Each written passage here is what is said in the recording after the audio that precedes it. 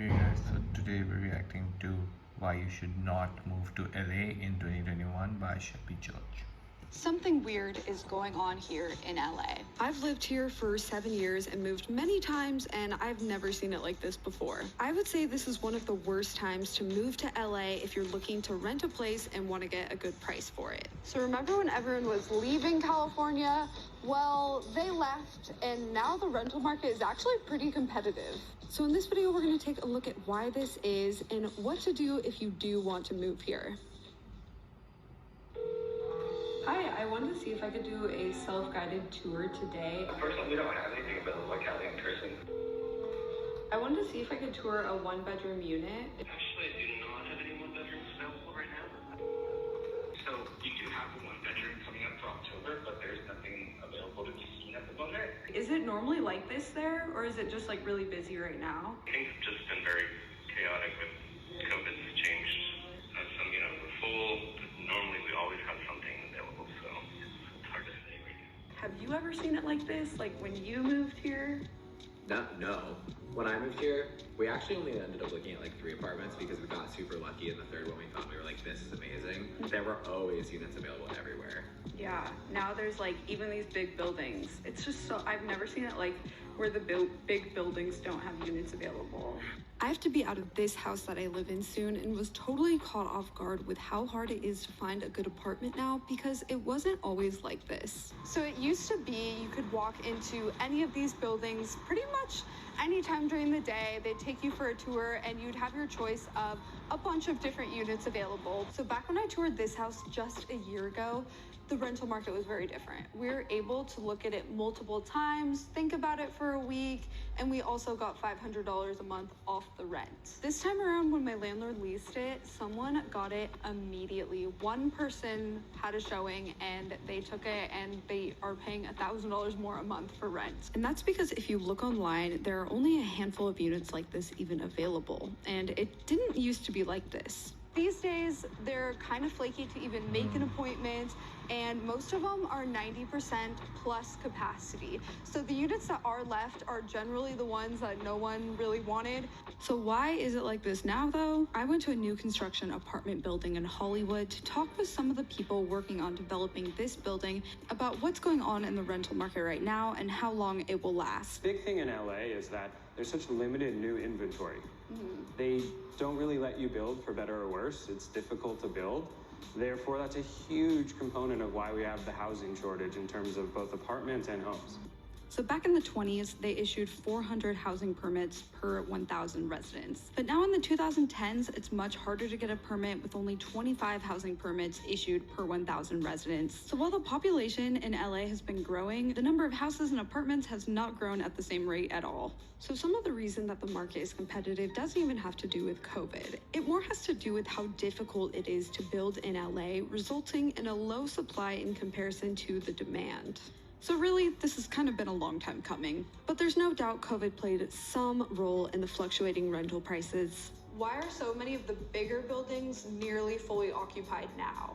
I think that they had a lot of vacancy. Do you feel that transitioning into a data science career is hard? Are you confused about which tools and skills?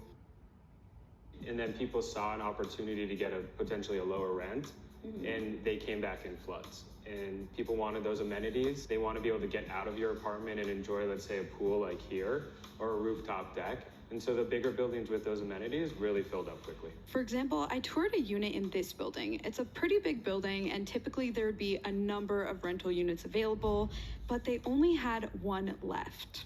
And this unit was right up against a hotel, so you didn't actually get a whole lot of natural light, and it seemed pretty overpriced for the last kind of odd unit left. But even so, this probably leased within a few days. To who, you might be wondering? Well, a lot of people are relocating from places like San Francisco and New York, where they're used to even higher rent than LA. So in the last year, actually a lot of people have moved to LA from New York. I've heard a lot of leasing agents talk about this, and I've actually myself seen a lot of people on social media and in person move from New York. For a while, this was just a theory I had, but Jason also found this to be true. More and more, we saw an influx of people coming in from San Francisco, New York, all over. It was actually a lot of people that either had always thought about moving to LA, or it's kind of like the second city to San Francisco and New York. Also, we saw a big influx of young roommates. A lot of those people went home to live with their parents and ultimately ended up coming back. So the rental market, I think, is as hot as it's ever been in LA. Obviously, the cost of living in New York is even higher than LA, so these people don't mind paying even more for rent than what we're used to. It was specifically when I toured this building, I was shocked to find out that a one-bedroom is $4,600 a month. And the leasing agent told me that quite a few of the residents had just moved from New York and weren't super shocked by the price. So with a whole new group of people being able to pay a lot more in rent, that is something that helped drive the price of rent up in LA. Another factor is the amount of people now working from home. With people spending more time at their homes, they're able to justify paying more for a better place that has natural light and some actual space to work. That's why it's harder to find a corner unit or a unit on a higher floor. And even when you do find it, it's going to be a lot more expensive than it used to be. And another big factor is people that are looking to buy but can't because the buying market is also crazy right now. The home market is so limited that they are just not taking the time and don't want to focus on it, or have lost out on a number of homes. Therefore, they're in the rental market as well. And they're not necessarily renters by choice, but they're kind of forced into it because of the fact that the home market is so difficult right now. It really just comes down to supply and demand. There's overall less of a supply of rental units than the demand of people that want them. So it's not totally impossible to move right now, but I do think if you want to move to LA, you need to be more prepared than ever. So how do you actually find a decent place these days? There's a few tricks that you can use. First, if you find a unit that you like, apply immediately. Don't wait or it could be gone. If the apartment's having a showing, try to get there first. And if you like it, try and be the first to apply. These days, apartments go fast, and if you don't jump on a good unit, then somebody else will. If you don't make it, the place is going to be rented. Typically, that's the case. Now, you should be going into looking at an apartment and be ready to make a decision. Yeah, definitely. Like right after you view it. Yeah, basically. you don't have much time to think about it. Yeah. Typically, there'll be one or two people behind you that are willing to make that decision quickly. So definitely, if you find a place you love, don't wait to apply. Another one of the best ways to get a decent price is to drive around and call the for lease signs that you see on the street. These people are likely not advertising online, so it's much less competitive to get them. You can take a walk or drive around an ideal neighborhood and you'll find a number of these for rent signs that you can call and check out. You have to drive around. You have to look at signs. Things are under marketed. And that's how you can really find a kind of a diamond in the rough. Totally, like the for rent signs. Yeah, here's the thing, like those, it's expensive to advertise your apartments, and a lot of people don't do it. So you'll find them just put the for rent sign up, and it's been mismarketed. And it's on a beautiful tree-lined street, and you're like, oh, I actually, for the difference of the like $800 of across the street, this will be it. You know, this could do it. It's kind of how I found my second apartment. I drove around Santa Monica and I saw a for rent sign, and I saw that as an opportunity. You'll see a ton of these in Santa Monica and West Hollywood, but really they're scattered all throughout the city. And the one other way that I know of is to tour the places that have really bad photos online. Kind of the trick of the trade is that a lot of times you'll see really poor photos. That doesn't mean the building isn't nice. Right. I've had a lot of friends, family, etc., that have found apartments that just have been poorly marketed. Yeah. So those are like the only real like kind of ways to find something where you might get a decent deal. They still go quick though, so be cognizant of that.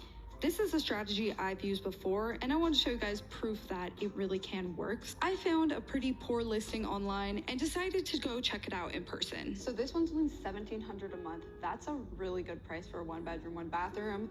It looks like maybe a little dated, but in a cute way. Like, it's actually, I really like the kitchen. I think it looks cool. So this one's been listed for almost a month, and the photos just really aren't selling it. It's mostly of the floor, and you really get no sense for how big it actually is. So I figured this would probably be a perfect one to go check out in person. It really has potential. $1,700 a month is a bit expensive. No, but it's pretty So keep fun. in mind, this unit is in an amazing location. It's a little dated, but the location really makes it worth it. Kind of a small living room in here, but I think for $1,700, like, that's kind of what I expected. Here's the kitchen. It's actually not bad. Like, it's pretty cool in the colors and everything. Like, I think this is pretty cute. It's just not very modern, but you're not gonna get a dishwasher or just updated appliances, but they still work, I'm sure. So this is kind of a bit of an issue. The fridge doesn't fit super well. I feel it's a solid bedroom. This apartment, I actually think for the price is pretty fair and pretty good. It just needs to be cleaned out actually. So this apartment, I would say, is great for the price, especially considering the location. Sure, it has some quirks and it's a little dated. It doesn't have a washer and dryer or anything like that. But I think it honestly just needs to be cleaned. And once it has some furniture in it, it would be a really cute spot. So it's possible to still find a good place in LA, but I do think right now is not a great time to move there if you don't need to. The rental market just doesn't have a lot of supply, and maybe in a few months things will be different. But either way, if you're looking to move here or really anywhere, these are some good tips that you can use. Looking for listings that don't have great photos and the for rent signs can help you find a good deal. So that's going to be it. Okay, but understand that the supply is low and the demand is high, but that's where the price would be higher, right? So you could just purchase the good place there if you want to. That is, like, the trees look nice. I don't know, let's see. For this video, hope that you guys enjoyed and learned something, and I will see you in my next video.